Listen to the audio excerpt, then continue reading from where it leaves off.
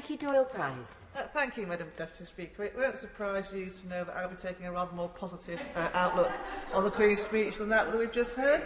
And after the difficult events of the last year, of course, it should be true across this House that we all want to guarantee a brighter future for everyone.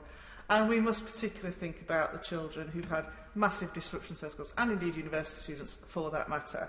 Not least because it's not only damaged their education and potentially their life chances, but the fact of the matter is that they're going to be paying a much higher taxes for the rest of their life to deal with the consequences of this. And I really want to reflect on the speech given by my honourable friend for Worcestershire, because she's absolutely right. We can only spend the money that we collect from taxpayers, whether it's taxpayers of today or taxpayers of tomorrow. And there is a risk, if confidence falls in our economy, that there would be consequences for the markets of that. And I think we do all need to be very conscious of that, particularly when, in the wake of this pandemic, it's very easy for us to ask the government for more money for this and more money for that, but it's not without consequence, and I think we have to be very, very careful. So I really want to make a plea, not just for the taxpayers of today and tomorrow, but also for everyone, because if we do end up in the situation that my honourable friend has described, as she says, interest rates can only go one way. Everyone will feel impoverished, everyone with a mortgage, and we really do need to be careful of that. It is perhaps a number of decades since we had that experience in this country, but that doesn't mean it will never return if we are not always vigilant about protecting our money and having a sensible monetary and fiscal policy. But it's also fair to say that the quality of our public services shouldn't be measured by what we spend on them. They should be measured by what they actually deliver.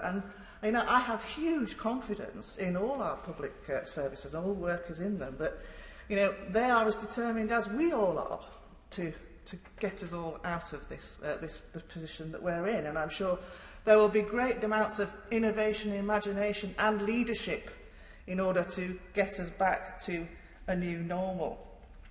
Now, it's also worth saying that the impact of the pandemic has not been borne equally. But our focus on building back better must be inclusive. It needs to be fair to all generations and to all communities. We do need to govern as one nation, where everyone has a stake. And I have to say that having been an MP for 11 years, I am happier now more than ever that we are doing just that.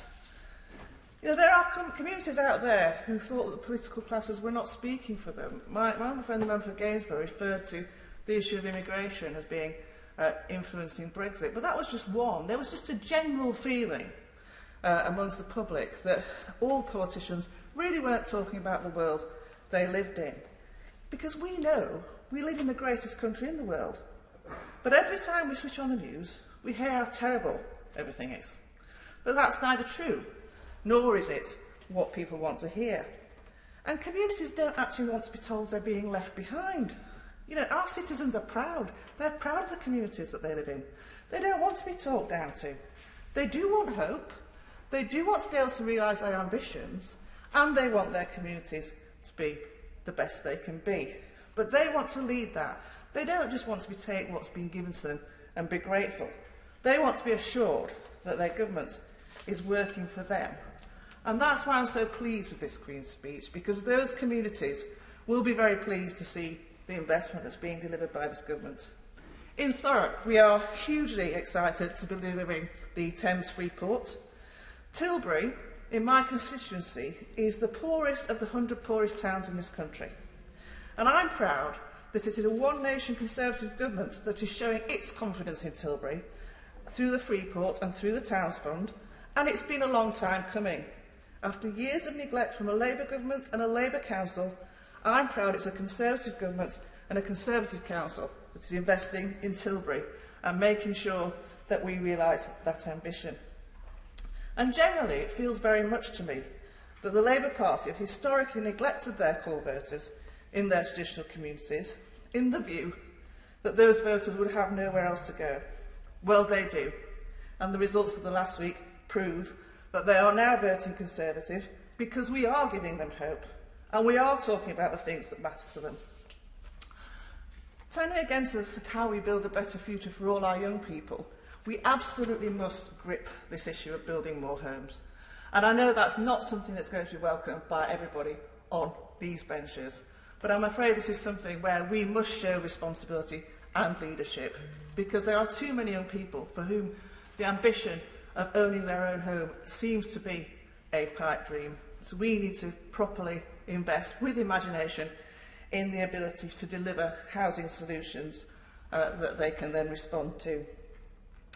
I really welcome the proposals for legislation on tackling the strategy on tackling violence against women and girls. I think we've had a moment of revelation in this House about the issues that women face today. But for women who are members of this House, it was not a revelation to us, but we must make sure that we are able to take action which enables women to feel empowered and not threatened as they go about their lives. Similarly, I welcome the Online Safety Bill. I think it's fair to say that the legislative environment hasn't kept pace with the development of social media and the internet, which has become weaponised as a tool for abuse and bad behaviour. That abuse and bad behaviour is now spinning out into the real world, sadly, and we must take advantage of that.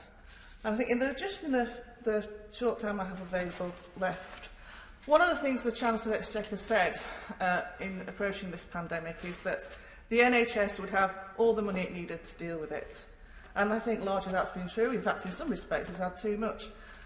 Track and trace is a huge budget for perhaps not being as effective as we would like it to be. But I'll just say again, just to shout out for our pharmacists, they've really stepped up to the plate during this pandemic. They were open when GPs weren't. But we know that the financial costs of that are leading a third of them to face the potential closure. I don't think we can afford to lose that valuable part of our NHS, and I hope the government do something to address it.